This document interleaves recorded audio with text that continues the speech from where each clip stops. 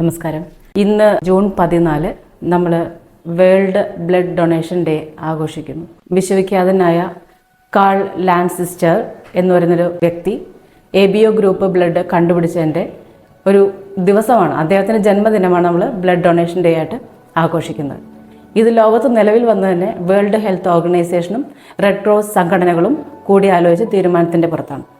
ഇന്ന് ഒരുപാട് blood donation ക്യാമ്പുകൾ നടക്കുന്നുണ്ട്. അതിൻ്റെ ഒരു പ്രാധാന്യം എന്താണെന്ന് വെച്ചാൽ മറ്റുള്ളവർക്ക് അത് മെസ്സേജ് കൊടുക്കുക, എന്താണ് ബ്ലഡ് ഡൊണേഷൻ എന്നും അത് എങ്ങനെ ഒരാളുടെ ജീവൻ രക്ഷിക്കാൻ സാധിക്കും എന്നതിനെക്കുറിച്ച്.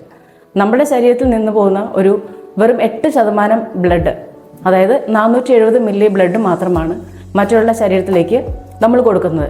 ഇതൊരു പക്ഷേ 3 പേരുടെ ജീവൻ രക്ഷിക്കാൻ സാധിച്ചേക്കും. അപ്പോൾ ആ ഒരു സന്ദേശം നമ്മൾ കൊടുക്കുന്നതിലൂടെ ഒരുപാട് പേരെ അതിലേക്ക് മാതൃകയാക്കി കൊണ്ടുവരാനും അവരെ ബ്ലഡ് ഡൊണേഷൻ എന്ന് പറയുന്ന പ്രക്രിയയിലേക്ക് തിരിച്ചെത്തിക്കാനും നമുക്ക് സാധിക്കും. ഒരു ബ്ലഡ് ഡൊണേഷൻ ചെയ്യുന്നതിലൂടെ നമുക്ക് ഒരു പ്രത്യേകതയും അല്ലെങ്കിൽ ശരീരത്തിന് ഒരു മാറ്റവും സംഭവിക്കുന്നില്ല എന്നത് ഇതിൻ്റെ ഒരു പ്രത്യേകതയാണ്.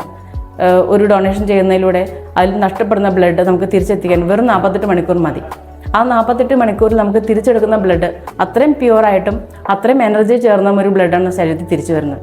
ഇത് മാത്രമല്ല, മറ്റൊരാൾക്ക് ബ്ലഡ് കൊടുക്കുന്നതിലൂടെ നമ്മുടെ ശരീരത്തിനും അത് ഗുണം ചെയ്യുന്ന ഒരു കാര്യമാണ്.